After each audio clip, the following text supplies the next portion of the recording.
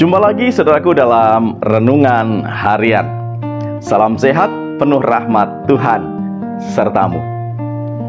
Untuk renungan hari ini, saya memberikan judul Serundeng, yang didasarkan pada kitab Daniel pasal 3 ayat 17 dan 18.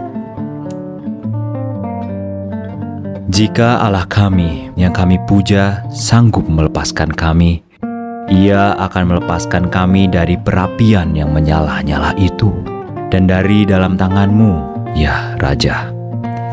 Tetapi seandainya tidak, hendaklah Tuanku mengetahui, ya Raja, bahwa kami tidak akan memuja dewa Tuanku dan tidak akan menyembah patung emas yang Tuanku dirikan itu. Saudaraku, serundeng adalah salah satu makanan tradisional khas Indonesia yang terbuat dari parutan daging kelapa yang diolah dengan cara disangrai hingga kering dan renyah bersama campuran bumbu rempah yang kaya. Makanan ini bukan sekedar pelengkap, melainkan lauk kering gurih yang telah menjadi bagian penting dari kuliner Nusantara selama berabad-abad.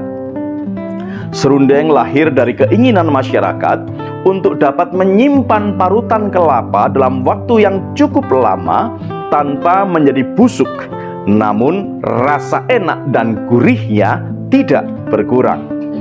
Proses pembuatannya cukup unik dan membutuhkan kesabaran yang secara mendalam mencerminkan dedikasi dalam masakan tradisional.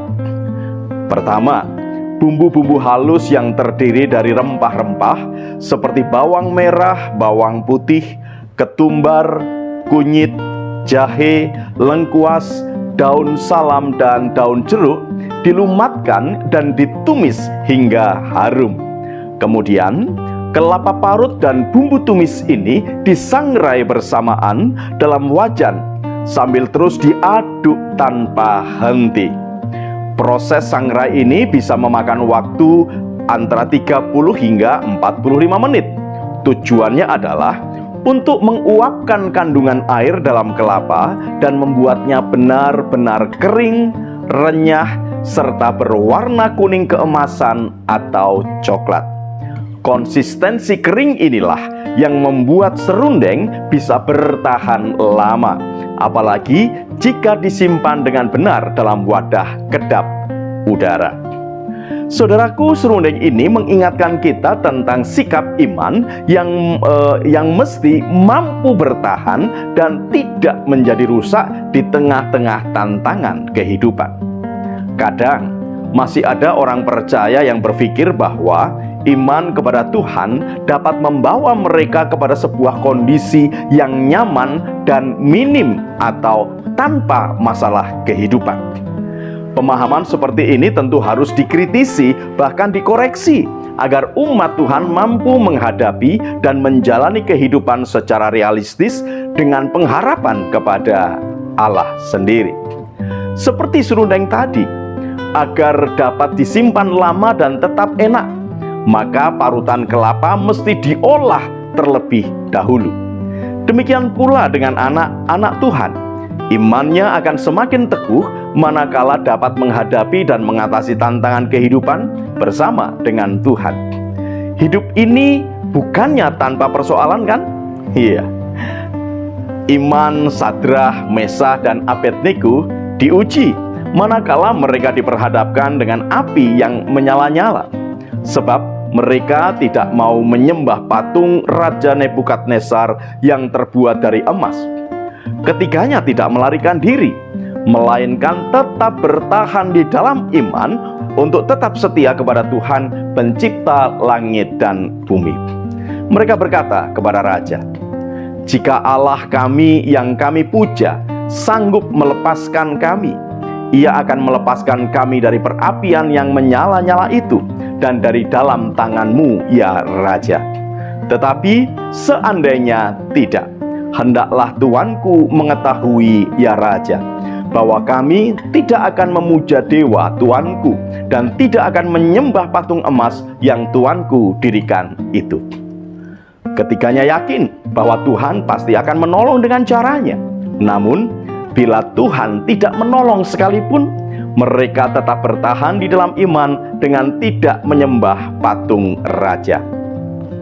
Sadrah, Mesah, dan Abednego telah mempraktikkan sikap iman walaupun bukannya kalau.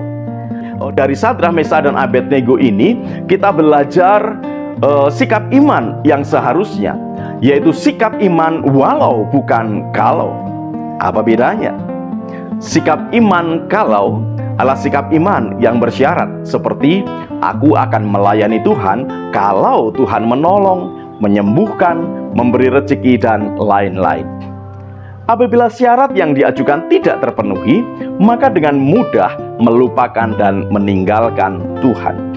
Sebaliknya, sikap iman walau adalah sikap iman tanpa syarat karena kecintaan, ketaatan, dan kesetiaan kepada Tuhan.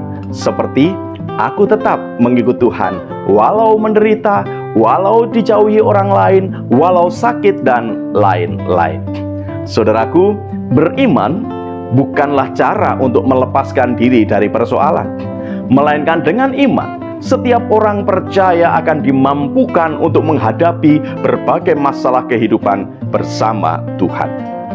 Kiranya sajian serundeng hari ini semakin meneguhkan kita agar tetap memiliki iman tanpa digoyahkan oleh berbagai persoalan.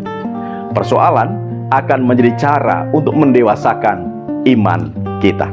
Selamat berjuang, saudaraku. Tuhan Yesus memberkati. Salam guru dan keluarga.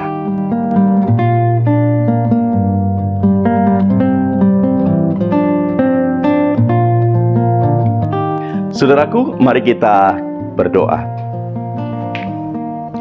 Ya Tuhan, kadangkala iman percaya kami mudah sekali goyah manakala berhadapan dengan berbagai macam masalah. Kami rindu ya Bapa, agar kami terus dapat menghayati dan merasakan kehadiran Tuhan di dalam kehidupan kami. Engkau yang senantiasa membentuk kami supaya kami tetap taat dan setia. Kiranya Roh Kudus menolong kami untuk dapat mewujudkannya.